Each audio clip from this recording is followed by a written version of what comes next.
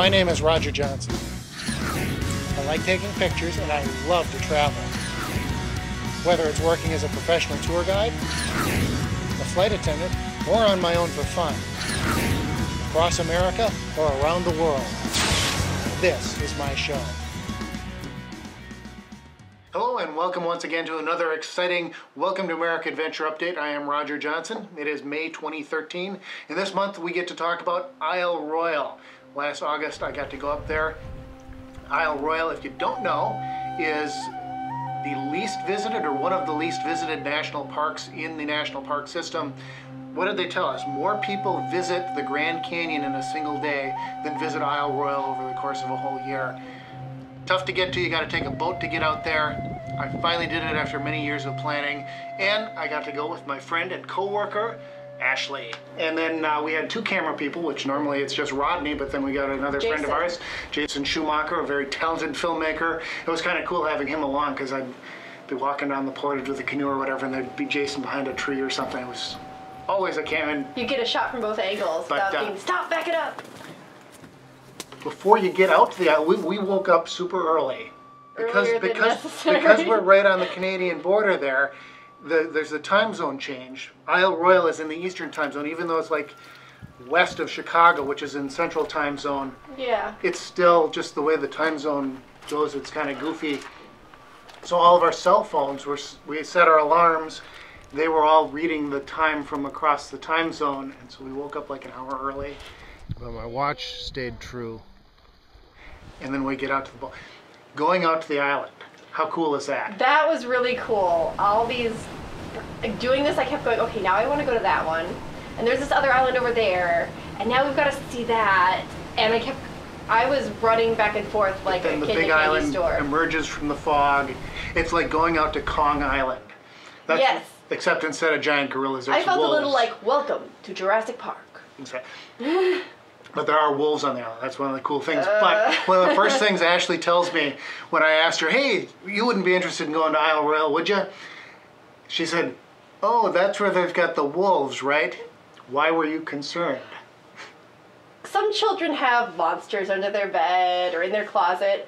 I, for some reason, have always had this phobia of wolves. I feel they're going to track me down and kill me. I don't know why. I wish them no harm. I just wish them to stay far away from me. No, I don't think we did. We didn't even hear any wolves when we were there. We didn't. I heard something get eaten, but I don't know what ate it. So. As long as. No, it's. Well, I was surprised about that. When you get to Wendigo, you take the boat across from Minnesota into Wendigo, and then everybody gets off the boat and they do a little ranger talk, and I think that's where they explained is there's only like 9 wolves on the island at this point. The numbers fluctuate, but I thought there was a lot more than that. So I'm like, oh, that's nothing. Yeah, I was like, yes, we won't see one. But there's a dynamic, which is part of the cool part about Isle Royale, is there's dynamic between the moose population and the wolf population. It was a controlled ecosystem, so. Yeah, or confined, yeah. Which is very cool, especially if you're Which I was told that's one reason why they, during the winter, Isle Royale shuts down to all tourists, but researchers will go up there, and during the winter, somebody told me the way they figure out how many wolves there are is they fly over. And they can count. They see how many wolves they can track them and count them. So it's a really cool. Of course, one of the main goals of this whole trip, do you know what was the main goal of the trip, other than you carrying a canoe? For me or for all? For the whole, what would you know what my goal was? What was it was larger goals than smaller goals, that was the theme. That's the theme, because we shot this as a movie. This isn't just a regular conventional adventure update. We're doing this as a short film, as a predecessor, kind of as a practice film for my next big travel documentary, North, South, East, West. We've got an adventure update and the records there. Look back at it and you can learn more about that. But so this one was kind of an experimental film. Instead of going to extreme geographic point, North, South, East, or West, we went to Ryan Island, which is on Siskiwit Lake, which is on Isle Royale, which is on Lake Superior. So it's the largest island on the largest lake, on the largest island, on the largest freshwater lake in the world. That was kind of the goal, and then Have you said that before? Yes.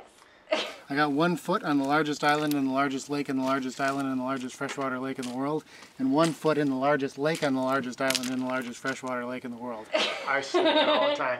So there was kind of the theme of the movie. Then was all these little goals, but now then you had personal goals. My personal goals were Do not slow the boys down, first and foremost. Success. Carry the canoe. Did that on the last day? All right, I got it this time. And voluntarily go to a location where wolves make up the major portion of the predators. So yeah, and we So did I all did of that, it. and then that was good. We had good weather. We had really good weather. We were there. Well, the whole group was there for 3 nights. First 2 nights when we were staying in tents, we didn't have any rain at all. Then the last night we went to Chippewa Harbor, where Ashley and Rodney and Jason were going to get picked up by the boat.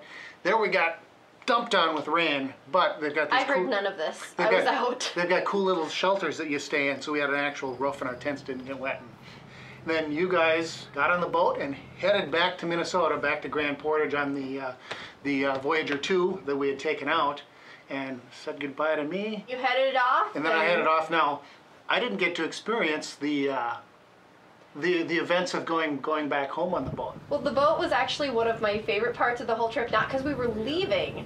I love the water, I love boats. I've never done a trip where I've been on the water for this long, so I brought Dramamine going, if I'm gonna get sick, this is the trip I'm gonna get sick on. Well, I'm the only one who didn't need the Dramamine on the way back. It was windy. We were in 3 to 8 foot waves the entire way back. At one point they advised us that if it got any worse, we would be staying in Wendigo for the night. And you had to go to work like the next day or the day after you had to 2 be back days to after work. I had to go back to work, but I'm going, okay, my family is expecting me home. Yeah. How do I contact them to tell them I'm not dead? I'm just not coming home no tonight. cell phones, no motor car, not a single luxury. So yeah, so these guys headed back to Minnesota. I then hiked by myself, and that was kind of neat. You know, it's neat being with a group and sharing the experience, sharing it with you, having never done anything like this before. Yeah. But then to get off completely by myself, and so I hiked then up to the northern part of the island. The island is 9 miles wide by 45 miles long. I went the long way. We started from we were like right in the middle of it. And so probably about half that distance. It was about a 20-mile hike then for me to get back up to Rock Harbor. Yeah, no, so then I sailed back to, on the Ranger 3, which is the largest boat operated by the National Park Service. The other ones are contracted out. The Ranger 3 is operated by the National Park Service, and that goes to Houghton, Michigan. So I got to draw a cool line on my map.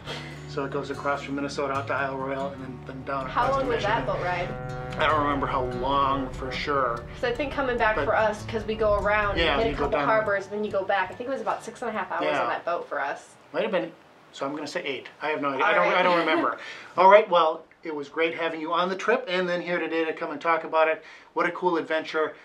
You want to go back. I've already been pricing a kayak and a backpack and mats, and I just bought a camp stove from a garage sale. And already you realize you can't afford it, right? No. Exactly. Maybe you'll have to tell us about that some other time. But for now, we're going to go to something. We're going to wrap it up, I guess. So until next time, this is Welcome to America's Adventure Update. And maybe we'll have Disney World or Lindsay Glasso next month. I don't know what we're going to do. We'll see what happens. So until then, we will see you then.